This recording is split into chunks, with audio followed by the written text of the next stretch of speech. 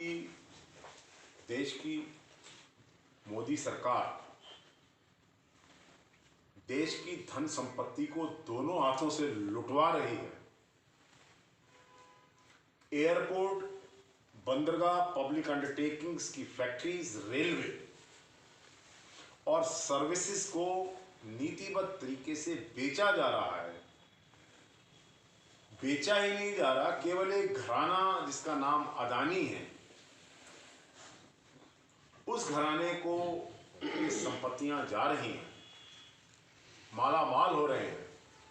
जो दुनिया में 679वें नंबर के अमीर थे, वो मोदी सरकार के आने के बाद दुनिया के दूसरे नंबर के अमीर बन गए।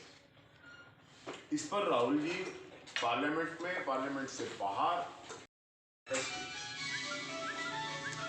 मामला क्या है? मामला ये है कि एक इंटरनेशनल प्रोब ऑर्गेनाइजेशन है जिसको बोलते हैं हिडनबर्ग। हिडनबर्ग ने एक खुलासा किया कि अडानी की जो कंपनी है, उन्होंने शेल कंपनीज बना कलेक्ट कर लिए हैं।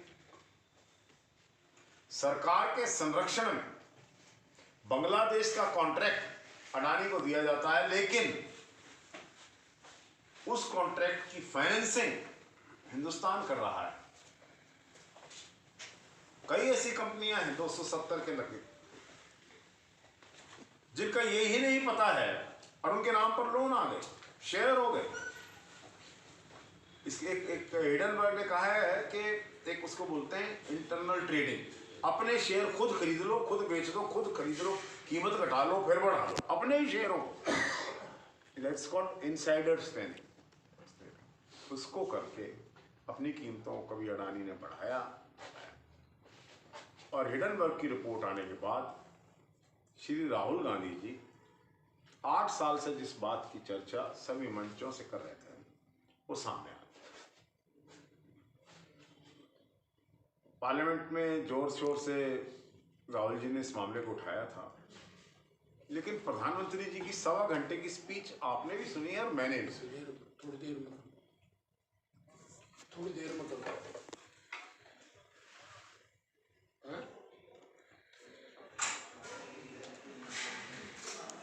प्रधानमंत्री जी की स्पीच पार्लियामेंट में आपने भी सुनी, राहुल गांधी जी की स्पीच पार्लियामेंट में आपने सुनी। 1.25 घंटे के अपनी रिप्लाई में ऑन प्रेसिडेंट एड्रेस जो चर्चा राहुल जी ने की, अडानी के बढ़ते हुए कदमों की, देश की बिकती हुई संपत्तियों की, एक खानदान को किस तरह से अमीर बनाया जा रहा था सरकारी संरक्षण के द्वारा, उस पर प्रधानमंत्री का एक भी शब्द नहीं था, जवाब नहीं दिया। इसलिए आज ये प्रेस कॉन्फ्रेंस हमने की है कि हिडनबर्ग में जो खुलासे हुए हैं उसकी जांच होनी चाहिए। जो बोफोर्स हुआ जिसमें कुछ नहीं निकला, तो भारतीय जनता पार्टी के लोग गला फाड़ फाड़ कर चिल्ला रहे थे कि जेपीसी प्रोब होनी चाहिए। जेपीसी प्रोब हुई, हमने जेपीसी गठित कराई, शिवराज पाटिल जेपीसी के चेयरमैन थे। लेकिन आज मैं पूछना चाहता हूं, अगर भारतीय जनता पार्टी का नेतृत्व साफ है, उन्होंने कुछ नहीं किया, तो जेपीसी ज्वाइंट पार्लियामेंट्री कमेटी की प्रोब हिंडनबर्ग इशू पर क्यों नहीं होनी चाहिए? कोई भी इंडिपेंडेंट एजेंसी नहीं है अब सीबीआई की प्रोब पर कोई, सीबीआई में वही पुलिस के लोग हैं। इट्स तोता, not an independent organ. ED कोई बोलेगा तो उसके ईडी आ जाएगी, सीबीआई आ जाएगी। लोकतांत्रिक संस्थाओं को दबाने के लिए सरकार ने, जैसे अब छत्तीसगढ़ में कांग्रेस का सम्मेलन हो रहा है, वहां पर कांग्रेस पर दबिश बनाने के लिए राजनीतिक दबंगाई से वहां पर छापे मारने शुरू कर दिए कांग्रेस के लोगों ने, जो कि टोटली अनएक्सेप्टेबल, अलोकतांत्रिक चीज है। तो हम इस सब का विरोध करते हैं। हम सभी साथी जो कांग्रेस के वरिष्ठ नेता पदाधिकारी हैं, इस बात की मांग कर रहे हैं कि एक joint parliamentary committee Hindenburg issue पर सरकार की दबंगाई के खिलाफ इंडिपेंडेंट प्रूफ होनी चाहिए। आज का जो ये वार्ता है, ये पत्रकार सम्मेलन है, केवल इस बात पर केंद्रित करने के लिए हमने फैसला किया है। बात दूसरी है कि प्रधानमंत्री की स्पीच को हम अपनी नेक्स्ट प्रेस कॉन्फ्रेंस में रखेंगे और हमने ये भी फैसला किया है कि आगामी 28 तारीख को हम जो हाथ से हाथ जोड़ो कार्यक्रम है उसके कोऑर्डिनेटर्स और उसमें जो पार्टिसिपेंट्स हैं उनकी मीटिंग करेंगे, उसके लिए आवश्यक सूचनाएं हो जाएंगी। अब आपने कोई प्रश्न पूछा? उसी तरीके से कांग्रेस हिस्सों में ही बढ़ती रहेगी जैसे हमेशा करना देखा जाता है। देखिए, आप पता नहीं क्या देख रही हैं कि मैं ये कह सकता हूँ कि करनाल की जो कांग्रेस है वो एक संगठित कांग्रेस है, उसका एक स्वरूप है और आप देख रहे हैं। देखिए, एक साधारण सी बात, राजनीति में आस्थाएं हुआ करती हैं, मैं उस बात को छुपाना नहीं चाहता, लेकिन किसी की किसी व्यक्ति या नेता के प्रति आस्था हो, लेकिन सबकी आस्था कांग्रेस में है, राहुल गांधी की लीडरशिप में है, प्रियंका जी खड़गे की, उसमें कोई डिस्प्यूट नहीं। इस बार में क्या, जिस प्रकार से सीबीआई का इस्तेमाल विरोधियों के दमन के लिए किया जा रहा है, ये अपने आप में जो इंडिपेंडेंस, जिस नीयत से सीबीआई का गठन किया गया था कि देश में एक एजेंसी होनी चाहिए जो इंडिपेंडेंटली प्रूव कर सके, आप देख रहे हैं कि उसका राजनीतिकरण करके बीजेपी गलत इस्तेमाल कर रही है। आप मुझे बताइए, कांग्रेस ने सीबीआई का कब गलत इस्तेमाल किया? शुरुआत तो कांग्रेस ने की थी, सीबीआई को अपने अंडर लिया था। उस टाइम बीजेपी वाले आरोप लगाते थे, आप कांग्रेस को कांग्रेस पर सीबीआई को अपने मैं आपको 50 इंस्टेंस देता हूं जहां सीबीआई ने कांग्रेस के नेताओं पर छापे मारे।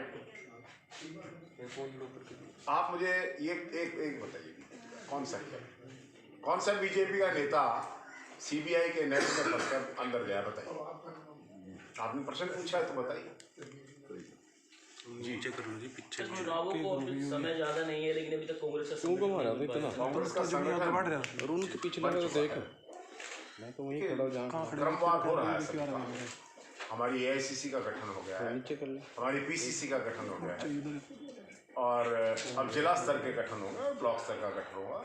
पार्टी का जो प्रदेश का संगठन है उसके निर्माण की प्रक्रिया जारी है। सर, अगर संगठन जैसे अभी 8 साल के करीब अगर पहले बनता तो कांग्रेस पार्टी और ज़्यादा मजबूती से अपनी बात भी आगे रख सकती थी। मुझे विपक्ष जो पार्टी की बात करें मजबूत है सामने। मैं इस बात को स्वीकार करते हुए मुझे कोई परेशानी नहीं है कि आज तक जो कांग्रेस की कमजोरी दिखी वो संगठन, जमीनी संगठन ना होने की वजह से, लेकिन इस कमी को हम जल्दी पूरा करेंगे। देखिए, जो पिछले दिनों हिंडनबर्ग वाला मामला हमारे देश में सामने आया है, जिससे हमारे हिंदुस्तान की आर्थिक स्थिति में बहुत बड़ा झटका लगा है। नरेंद्र मोदी जी को मोबिलाइज करने के लिए एलआईसी ने, राष्ट्रीय बैंकों ने हजारों करोड़ों अरबों रुपया अडानी जी को बिना किसी गारंटी, बिना किसी उसके तहकीकात के दे दिया गया, जिस वजह से हिंदुस्तान को बहुत बड़ा खतरा पहुंचा है। उसी को लेकर आज प्रेस कॉन्फ्रेंस हुई, एआईसीसी के निर्देश पर, पीसीसी के निर्देश पर कुलदीप शर्मा जी और लहरी सिंह जी की जुआरी लगी थी। तो दूसरा, कुलदीप शर्मा जी को एआईसीसी का सदस्य बनाया गया, धन्यवाद करते हैं। कमल मान को एआईसीसी सदस्य बनाया गया, धन्यवाद करते हैं। सुरेश मथुरा, शमशेर सिंह गोगी, वरिंदर ठोर, 5 आदमी हमारे करनाल से एआईसीसी सदस्य बने हैं जो हमारी बात को आगे उठाएंगे। वो जो हिंडनबर्ग का मुद्दा है, इसको लेकर अभी 2, 4, 5, 6, 7 ऐसे करके डिस्ट्रिक्ट हेडक्वार्टरों पे, ब्लॉक लेवल पे मीटिंग होगी, उनके बाद धरने दिए जाएंगे। उसके बाद बहुत बड़ी एक घेराव होगा राजभवन का, वो 13 मार्च। ठीक है जी, क्या कहेंगे सर? आज प्रेस कॉन्फ्रेंस इसलिए बुलाई गई थी कि मोदी सरकार द्वारा जो निजी कई कंपनियां हैं, जो कुछ घराने हैं, उनको स्पेशल बहुत ज़्यादा फ़ायदा पहुंचाया जा रहा है। जो अडानी है, पहले मोदी सरकार आने से पहले देश में 679वें नंबर पे उनका स्थान हुआ करता था प्रॉपर्टी के मामले में, आज वो दुनिया में दूसरे नंबर पर है। तो इस तरह का इतना एकदम ज़्यादा धनवान होना, उसके पीछे कई साजिशें हैं। जैसे कि अब अडानी ने कितनी लाख हज़ार करोड़ का उन्होंने लोन दिया, दूसरी कंपनियाँ बनाई, फर्जी कंपनियाँ बनाई, और जो बाद में पता लगा वो कंपनियाँ फर्जी पाई गई। आप देखते हैं कि कहीं भी जो LIC से या SBI से हम लोन लेने के लिए कोई भी आम व्यक्ति जाता है, चाहे उसने 10,000 का लोन लेना हो चाहे 20,000 का लोन लेना हो, उसके वो 5 चक्कर लगवाते हैं, सारे कागज़ पूरे करवाते हैं। और जब कितने हज़ारों करोड़ रुपया उनको लोन देना जाना था, उनके कोई भी दस्तावेज अच्छी तरह ना देखे गए ना कुछ, और बाद में पता लगा कि ये कंपनियां फर्जी निकली। तो इस तरह से आज हमें देखना कि हमारा देश आज कहाँ खड़ा है। ये सारी बातें जो आम व्यक्ति तक नहीं है, अगर ये भरपाई ना हो पाई अडानी की कंपनियों से, तो हमारी देश की क्या दुर्दशा होगी ये आम व्यक्ति को नहीं पता लग सकता। तो हम आपके माध्यम से जन जन तक ये बात पहुंचाना चाहते थे, उसी के लिए आज प्रेस कॉन्फ्रेंस बुलाई गई। रिकॉर्ड पे कहना चाहता हूँ, आधार पे कहना चाहता हूँ। हिडनबर्ग रिपोर्ट के अनुसार जो अडानी की कंपनी है ये फाइनेंशियल फ्रॉड में इन्वॉल्व है। तो भारत सरकार से 24 तारीख में जब ये मार्केट क्रैश हुआ, 4 दिनों में 10,50,000 करोड़ रुपए का शेयर मार्केट में अडानी के शेयरों में लॉस हुआ। वो पैसा किसका था? साथ ही साथ अडानी इतना अमीर कैसे बना? वर्ल्ड के 40 बेस्ट कॉन्ट्रैक्ट, जिसमें से इंडिया से 28 कॉन्ट्रैक्ट है, इजराइल की बंदरगाह है और मायने हैं कोल में, ये अडानी को मोदी जी के इन्फ्लुएंस से मिले। और उस पर चाहे उसका उस लाइन में तजर्बा था या नहीं था, भारतीय बैंकों ने पूरी सपोर्ट करी, इंटरनेशनल बैंकों ने सपोर्ट करी। सवाल यह है कि 10,050 करोड़ का क्रैश, 50,000 करोड़ का क्रैश होता है। इसके लिए 4 मोडस ऑपरेंडी इन्होंने अपनाए। पहला मोडस ऑपरेंडी ये था कि ये भारतीय बैंकों में जो पैसा शेयर प्लेज करते थे वो इन्फ्लेटेड होते थे। कैसे इन्फ्लेट करते हैं? ये शॉर्ट सेलिंग करते हैं। इनके पास में 400-500 या कंपनी है, वो ये करते हैं कि सारे शॉर्ट सेलिंग का मतलब ये है कि आपने सुबह 1,000 करोड़ के शेयर खरीद लिए और आपके पास वो शेयर नहीं है, बेच दिए, सॉरी, आपने सेलिंग कर दी और शेयर आपके पास है नहीं। वो 400 रुपये मान लो पर शेयर आपने बेचा, आपको उस दिन उसको शेयर अप करना है, यानी सारे शेयर के बदले में आपके उतने शेयर शाम को खरीद लेने हैं, ताकि जिस ब्रोकर के थ्रू खरीदे हैं वो आपके ऊपर सेलिंग चार्ज ना लगाए। तो 220 रुपये में मान लो आपने शेयर खरीदा इवनिंग में 3:30 बजे के आसपास, तो 180 रुपये पर शेयर प्रॉफिट आपने जेब में डाल लिया। इस पैसे से इन्होंने अपनी कंपनीज के शेयर बढ़ाए।